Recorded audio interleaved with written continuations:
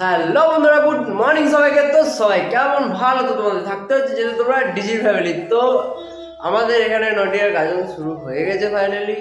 আর আজকে যাবে হচ্ছে বীরভানপুরে। তো আমরা যাবো বীরভানপুরে, ওখানে ঢাকের লড়াই হয় ভাই, দারুণ লাগে দেখতে। তো ফাইনালি এখন আমি রেডি হয়ে গেছি, আর মানে সব আসছে বলতে গেলে, আর প্রেম এসছে, সুব্রত, সবাই চলে এসছে।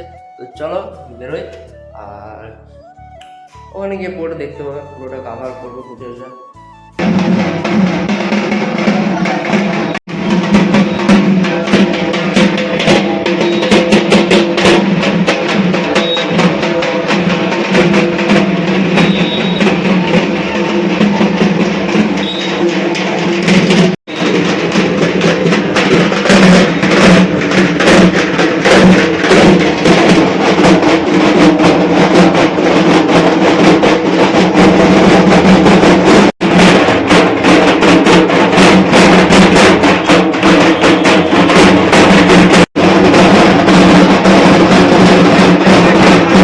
আমাদের এখান দিয়ে যখন বানেশ্বর যায় তখন সবাই রাস্তায় এরকমভাবে লাইন দিয়ে শুয়ে পড়ে। বানেশ্বর তাদের গায়ের ওপর দিয়ে গেলে নাকি বলে মহাদেবের তাদের উপর কৃপা থাকে।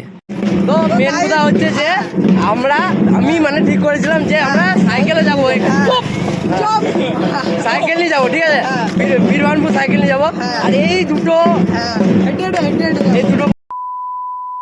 আর আমাদের এখানে যদি বানেশ্বরকে কিছু পুজো দিতে হয় তাহলে নিজেদেরকে কখনো বানেশ্বরকে ধরতে নেই।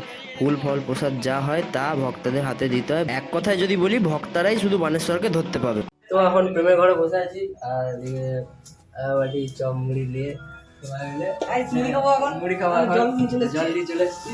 আর আমরা দুজনে খাবো, সুব্রত খাবে না, সুব্রত দেবো না। এখনো পর্যন্ত এত বড় হয়ে জানি 10 টাকা মুড়ি পাওয়া যায়, 12 টাকা মুড়ি পাওয়া যায়। আমাদের ওখানে যাবি তো 12 টাকা মুড়ি খাই দেবো, ঠিক আছে? চলো মুড়ি খাওয়া যাক। A few moments later.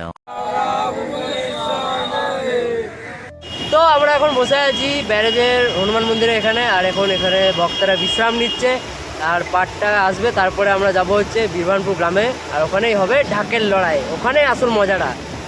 সব এরা এদিকে আছে, মানে এগুলো আমাদের ছোটো ছোটো পাড়ার ভাই, মানে এরাও সবাই আমাদের ভিডিও দেখে, আমার চন্দনদার।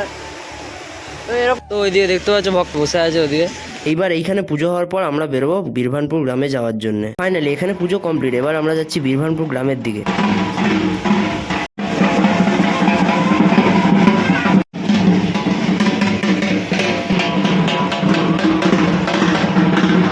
A few moments later. আর ভাই আমাদের এখানে এভাবেই পুজো হয়, যারা পুজো দেবে তাদের কাছে গিয়ে দাঁড়ায়, আর তারপর তারা ফুল ফল প্রসাদ যা দেবে তারা ভক্তদের হাতে দেয়, নিয়ে সেই ভক্তরা আবার পাটের উপরে চাপিয়ে দেয়।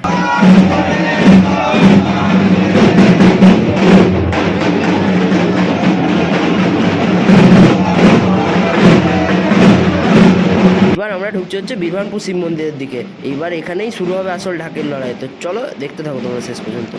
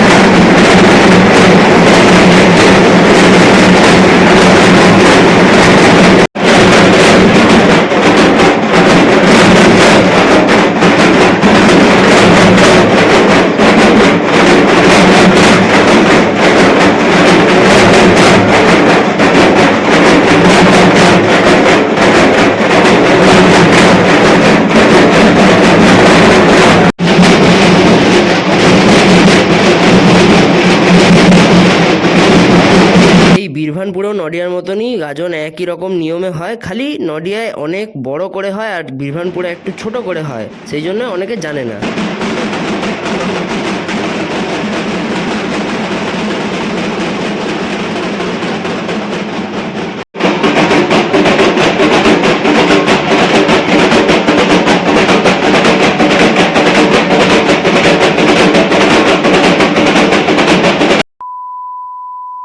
এখন এখানে ঢাকের লড়াই ফাইনালি শেষ হলো।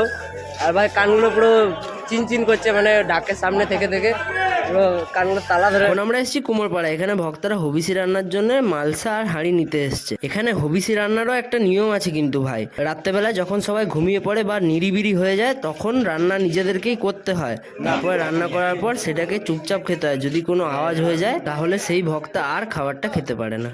হবিসি মানে এক পাকে রান্না করে তোমরা খাবে? পুরো আর ডাল দেবে আর দুধ একবার জাল দিয়ে ওইটি খেতে হবে। প্রসাদ ওইটাই, বাবার প্রসাদ।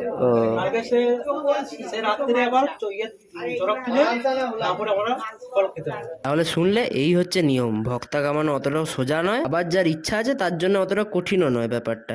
এখন ফাইনালি কুমোরপাড়া দিয়ে বেরোলাম, তোমরা দেখতে পেলে যে সবাই মানে যারা ভক্তা হয়েছে তারা সব মাটি হাঁড়ি মালসা নিচ্ছিল। তো এবার যাবো হচ্ছে ঘরে, ঘরে গিয়ে চান টান করে রেস্ট নেবো, সেই বিকালবেলা আবার দেখা হবে। তো এখন আমরা চলে এসেছি আমাদের নডিয়ার, এখানে দেখতে পাচ্ছ নিজেদের পৈতে বানানো হচ্ছে। এই পৈতেগুলো নিয়ে বিকালবেলায় উতুলি হবে, সেই জন্য এই ভিডিওটার জন্য এতটুকুই থাক, নয় সেকেন্ড পার্টে আবার বাকিটা বলবো। তো চলো আজকে ভিডিওটা এতটুকুই, দেখা হচ্ছে আবার সেকেন্ড পার্টে, ততক্ষণের জন্য সবাইকে টাটা।